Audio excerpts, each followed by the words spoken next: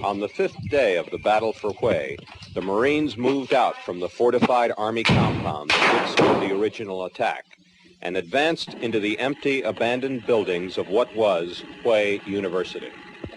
Hue, the ancient imperial city.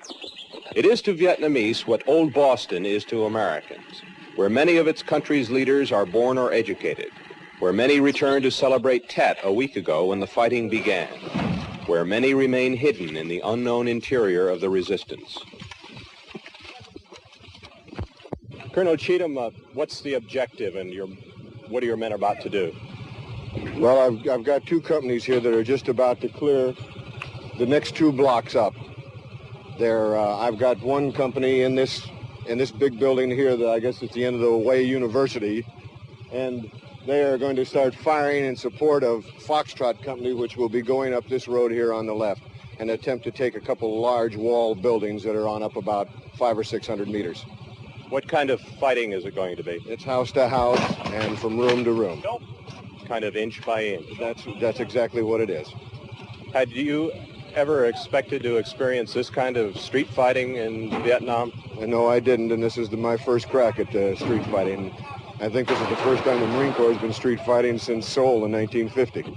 And a little bit in Santo Domingo. And a little bit there, yes, right. What's going to happen to civilians who might get caught in there? Well, we're hoping that we don't run into any civilians in there right now. If they are, I'm pretty sure there are civilians that are what we would consider the bad guys right now. We have certain areas in here that we have blocked off that we know there are friendly civilians, and we aren't going to take those under fire. The others? The others, if there's somebody in there right now, they're Charlie as far as we're concerned. Contact. The first sniper shots ricochet around the thick walls of the building, taking the first casualties of the first squad. The snipers, maybe only 2 or 3, are invisible in the buildings beyond the wall, but there is also a machine gun down the street to the left.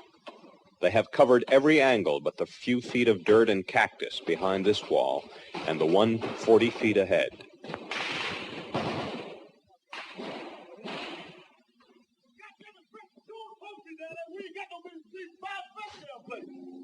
The platoon leader has called his men forward. There is to be an assault. First, a barrage of cover fire and then a charge across the street.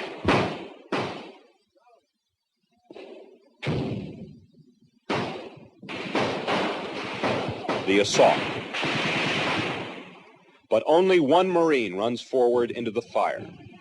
Expecting the others to follow, not looking back to find out, disappears behind the cover at the wall and before long is shot and wounded. 2 other Marines, one of whom is killed, get beyond the wall. And by night and the next day, the Marines have not moved farther. It is inch by shattered inch in the 5-day battle for Hue. Much of the news filmed during Tet was flown to Tokyo and fed to New York by satellite. In some cases, only those early satellite feeds remain. The pictures less than perfect, but gripping nonetheless. Here, a Marine corporal moves into the line of fire to rescue a wounded corpsman. A few days later, Don Webster witnessed another act of courage. For days now, they've been fighting their way, bloody inch by inch, down Leloy Street. And all that time, they could see, down the street, a flagpole, and on it was a Viet Cong flag. Much is left in shambles. As the Marines advance, building after building, the North Vietnamese retreat, building after building, giving up nothing without a fight.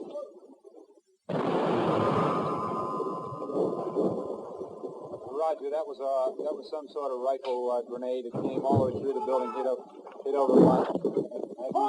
Have you pushed forward? In the front ranks of the Marines, a man is suddenly wounded.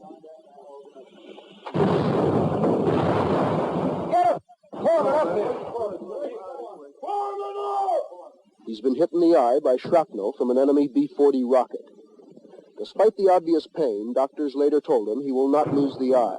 And although the sound of the blast punctured his eardrum, he will not lose his hearing. But all the time, the Marines have had their eyes on that enemy flag. It's flying on a pole in front of the province capitol building. Got Charlie on the run behind him. They're cutting him down now. As soon as the big one's secure, American flag goes up. Finally, the assault. They're approaching what used to be the most important government building in the province. Now, with no province government at all, it has no significance at all except for the flag in front. When you let me know it's good enough to let Gabby Hayes run it up, over. With fighting still going on just a few yards away, Marines have risked their lives to pull down this symbol. No one is quite sure where the American flag came from in the middle of a battle. Like so many things, when you need something, someone just happens to have it. There was no bugler, and the other Marines were too busy to salute. But not often is a flag so proudly raised. All right, give me this,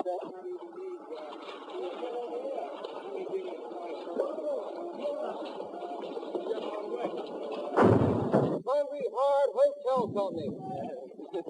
Keep it. Are you finished? We want to get the hell out. Hey, Then suddenly a surprise.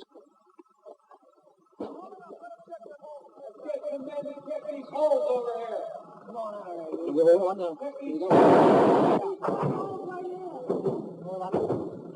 Stay alive.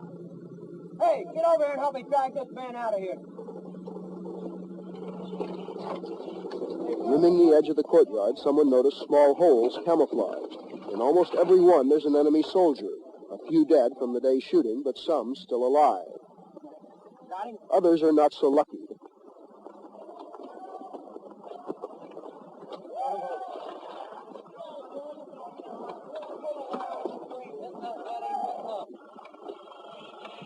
Marines fire into the holes.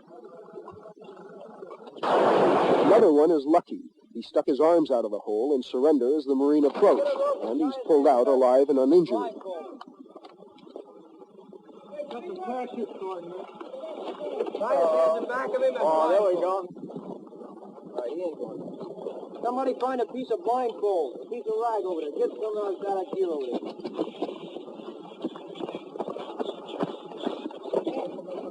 Hey, John. Oh, we get some of that clothing over there and make them. Yeah, we got them on. Sometimes these prisoners can be very useful, giving valuable intelligence information. But in this battle in Hue, it's been going on for so long now, and there are so many prisoners, there's really nothing left to be learned. For one of the few times in the Vietnam War, the U.S. Marines are really in their element in this battle in Hue. For right now, this province headquarters is the front line, and they're holding an assault much like those that have made them famous in other wars. And to a great extent, this assault is being won or lost on the basis of sheer courage, and there's no shortage of that among the Marines. Don Webster, CBS News, in Hue, South Vietnam. Subscribe to take a trip back in time.